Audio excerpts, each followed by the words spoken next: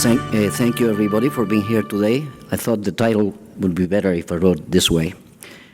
What I'm going to talk about today, what I would like to compress in my 15 minutes, is the results of some ideas that we've been developing, trying to understand why we have life in the universe at all, and in particular in the Earth. And the tack we've taken is trying to actually mimic what we see in life, some of the features that we see in life, mimic them without actually without actually using biochemistry. So I see that I have that there. I can. So let's look at the enormous complexity that we do see in life. This is a humbling experience for anybody who looks at it, but we can get out of it a few lessons. One of them is that, of course, all life is based on and uses standard physical-chemical processes. But when we look at the previous transparency, we see that there is a huge jump in complexity in life itself, but even more, since life is based on chemistry, there is a huge jump from regular chemistry or inorganic chemistry, for example, to biochemistry, and even on to life. So we asked ourselves the question a few years ago, could we build chemical functional complexity in the laboratory from simple chemical systems or from simple chemical parts? And we decided, my training is that of a physicist, and the thinking that underlies a lot of what I do is got to do with that training. I'm not apologizing, but I'm saying I'm not a chemist. The tack that we decided to take would be a tack where we actually go from the top down or from outside in. There is a confusion on the use of those terms. And first, try to see what the metric would be that we would understand for life. So a chemical system which is capable of handling information, which is capable of metabolizing, that is to say, in this context, making its own parts, and is capable of executing programmed self-replication and evolving. We would call that, if it is based in chemistry, something like a mimic of life, if it is not based in biochemistry, as we know it here. So we went ahead and we started asking ourselves a question, which is the typical question a physicist would ask, is how do we represent those four properties? And how do we represent them with equations? This is a tack which is often used has been used throughout history in physics, Maxwell's equations, many other type of considerations having to do with the description of gravitational phenomena or elementary particles and so on and so forth. So we're trained to actually write down some sets of equations, preferably simple equations with simple hypotheses, minimal in all senses, that would actually be able to represent those properties. Those properties can be associated with a number of behaviors that can be encapsulated in terms of a couple of two meta functions. One, for example, which we call V, which would represent the living cell. This would be the simplest conception. And then another variable, which we would represent as the food, U in this case.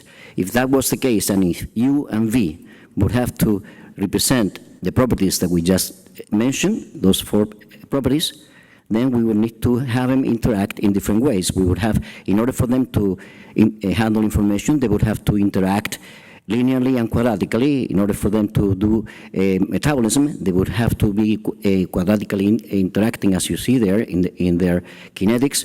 In order to have self-replication or generating, which is in some sense equivalent to generating Turing patterns, they would have to be cubic in the ways you see there, for example. And in order to have evolution, as for example pointed out by Virgo and Eigen, you would need to have two feedback books in order to have adaptive behavior in a random environment. So we went ahead, and back in 2003, we wrote a set of equations, and let me see if I can make this thing work. I don't know if I will be able to, but it would be, what I'm trying to do is to, nope, bummer. How do I get the movie going? There is a movie here. Do you have it in a computer somewhere? Click on it. Where? There he goes. He's got it now. Thank you. Where? Oh, yeah. Thank you. There are a few more movies coming. So this is what the solutions to those equations with a particular set of parameters do. And you can see that there is the generation of a series of a generation of a, can you click again if you don't mind? Out of the food, that you begin to generate systems which actually replicate. Sometimes they die. And for this particular set of parameters, there is noise in the system. For this particular set of parameters, then there is a noise value or a property of the noise which actually generates an optimal number of spots which actually are in homeostatic equilibrium with the environment in which they are. So we said, this is interesting. How do we actually how do we generalize those equations to also include something like waste? So we added a waste, and from 2 equations we went to 3, and then we began to can you click on this movie also? Sorry to keep you busy. And there is no change in the general behavior, so we then said, can we click again so that we stop it? Thank you. Then we said, what can we do with this? Can we use chemistry, some chemistry to actually somehow generate this type of behaviors? That is to say, how do we interpret those equations we just wrote down? So we went ahead with that. I'm going fast. By the way, if anybody wants to have these transparencies, just send me an email, and I'll be happy to send it to you, including movies or whatever you want. So then we took a cue. This is just to break a little bit the train of the talk. A cue from from a Spaniard who said that everything you can imagine is real. I don't know how many bottles of wine he drank, but when he said that, but I would say with the help of the scientific method. And that, then I would even almost agree with him. And of course, you can imagine, you can write equations, you can imagine many things, but for example, even if you have Maxwell's equations, they do not contain the radio or the microwave oven. You have to do much more than just the equations. So in this quest to try and represent this system with known chemistry, we discovered that our equations are very similar to the Brusselator, Brusselator-Oregonator model of the oscillatory Belousov-Zhabotinsky reaction. And we said, so that's what we need to study. The first thing that we would need to study is to see if you could actually handle information using the Belousov-Zhabotinsky reaction. And the answer is yes. I'm going to use 2 transparencies very quickly, and the idea is to show you very quickly how a chemical tuning machine would look like. You would have a reactor like this here. Thank you. You would add, sorry. So you would have a reactor like this here. Can you start it again? At the bottom. And you would add letters, just as you add A, C, T, or G. And then the letters would change the state of the reaction. You saw a pipette. And then the reaction is a nonlinear reaction. And when you add another reactant, in this case B, which is malonic acid, to a reaction with the vessel already contained a bromate. And then you begin to see how there are oscillations. This is typical of nonlinear chemistry, relaxation oscillations. The amplitude changes. As you change this, the amplitude changes, etc. And then what you end up finding is that depending on the order of the letters and the amount of the letters that you put, you do get an acceptance or rejection of a sequence. That is precisely what a Turing machine does.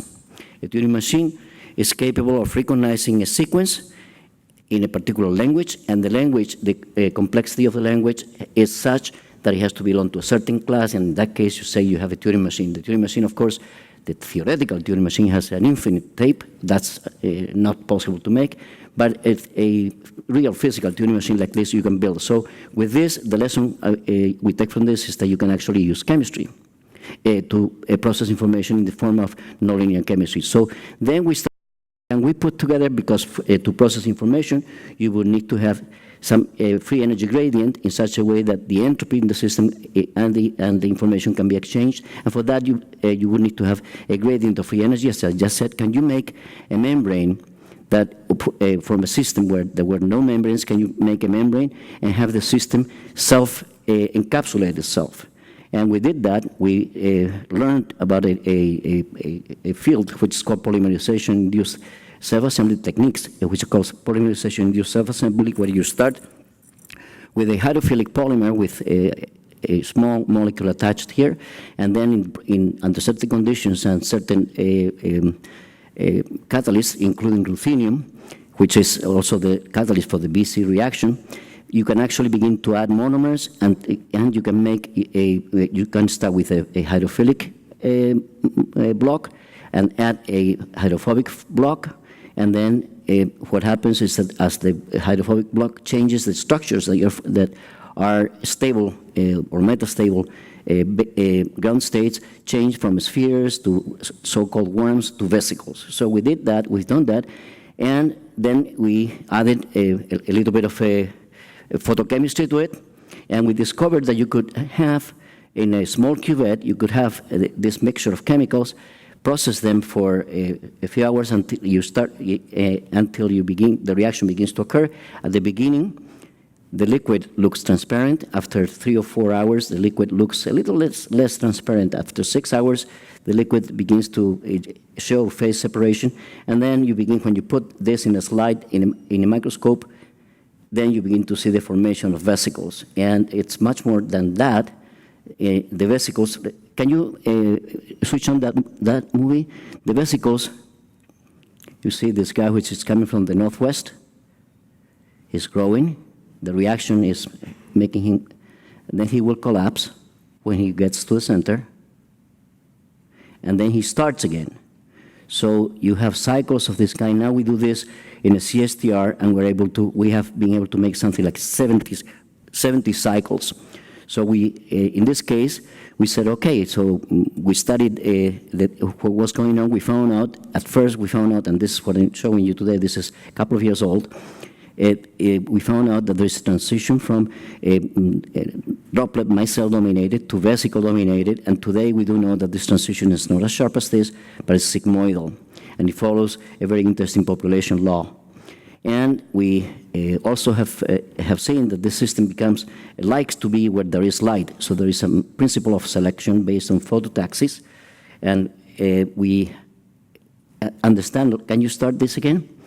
We understand a lot of this, a lot about this system, and what we've done is gone from this very simple system that you see here, where you see when these guys implode, we call this phoenix, because they grow, they die, and then they rise again from their own ashes, so to speak. So you see that there is self-replication. The system actually self-replicates. We have studied this in lots of detail, and we do know that the system is actually self-replicating because there are some spores or some material, not really spores, but some molecules that are released, and then the PISA reaction starts again. So we have have done the same thing with but powered by the Belousov-Sabotinsky reaction. We can, when we put the Belousov-Sabotinsky reaction, you have also another type of behavior in the vesicles which are formed by PISA, which is that the vesicles divide. So we have come up with a way of mimicking some of the basic features of living systems, and we are now finding out that you could start with a mix where the system begins to operate under its own control, it self-assembles, and then eventually, this of course is not an oscillatory chemical reaction. This is taken from a pulse in the heart. But anyway, it represents oscillations. If you have oscillatory chemistry inside, which can actually do complex computations, you have at least 2 routes for self-replication, this methodic, and this other in terms of Phoenix-style things. And of course, we don't think that anything like that happened in the origin of life on Earth, but to me as a physicist, I am aware, thank you. To me as a physicist, it